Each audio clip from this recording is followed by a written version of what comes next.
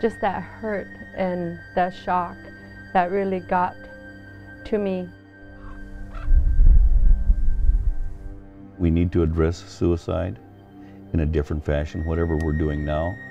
The intentions are there, but the results are still the same. We're still having so many suicides.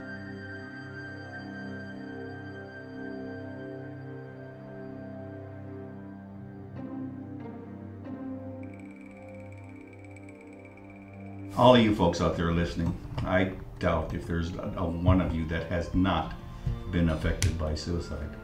And this is something that we participate in. You know, ultimately, what's the question? Is how do you protect people from themselves? And you can't, but you sure can show support for them. I mean, I want them to look out that window when they're feeling depressed and remember all of us on that line saying, hey, call me, call me, call me. If you got a problem, it doesn't matter what time it is, call me. And that's what the walk of life is all about, folks. It's going to be a beautiful day. No mosquitoes, a lot of geese in the air.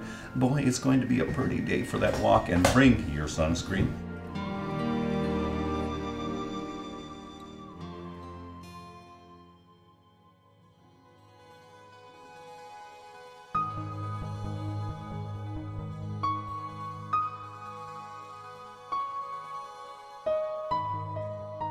Well, back in '95, my brother,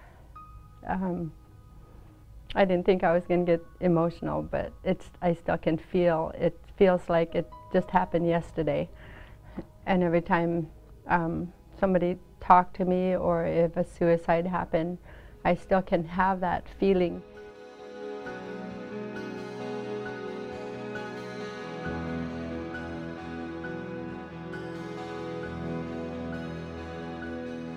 Few times he jokingly say, if anything, if it goes all the way down to the rock bottom, if he hit rock bottom, he would commit suicide. And then he was laughing about it, you know, and then first I laugh about it, but I said, it's not a joke.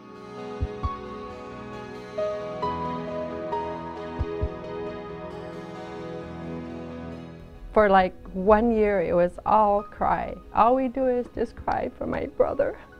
And my daughter, she was so used to him. And I didn't want to see that in her. It's still hard to this day to be even talking about my brother's suicide.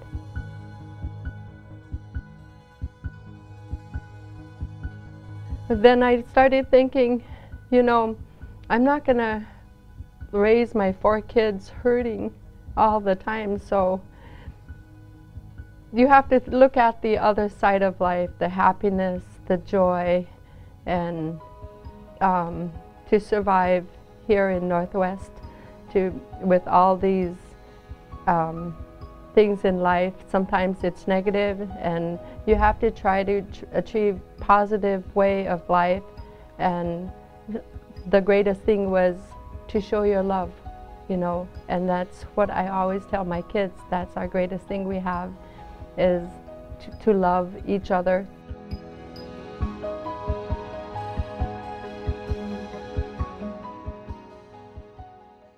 Welcome to the 3rd annual Walk for Life. Just know that the entire state is coming together to say no more suicide. We don't have to be shy. We have to talk about this, and more than anything, we have to say, Adiga, life is so good. If you guys think life is so good, let me hear you say, Adiga. Adiga. If you guys think life is so good, let me hear you say, Adiga. Adiga.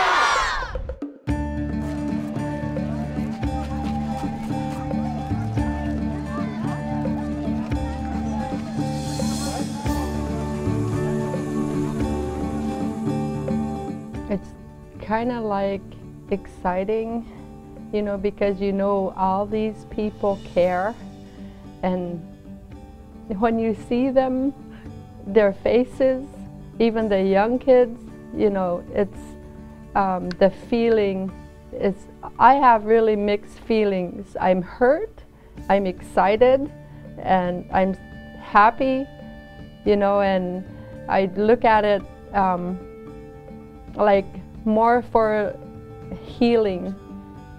You know, you have more of that healing, of that people care, and then they help out to voluntarily go out there regardless if it's windy and sometimes it's cold, but they're still there to support each other. And that's what we all are. We support each other. And that Walk for Life has been changing with all these people getting together.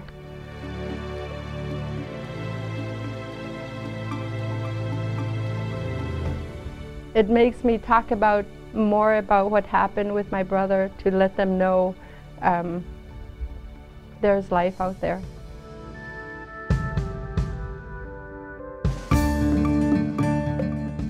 We need to go back and examine these wounds because they're not healing, they're festering. We're getting more and more suicides out there, and we're doing the same thing in combating this, and it's not working. We need to do something different. We're telling people out there, Walk for Life, you see us out there, you can call any one of us. You see all these people, you've seen hundreds of people out there. It doesn't matter if you're in Kotz, it doesn't matter if you're in Kivalina, Cayena, any of these places. Look out your window when we're doing this. See who cares about you.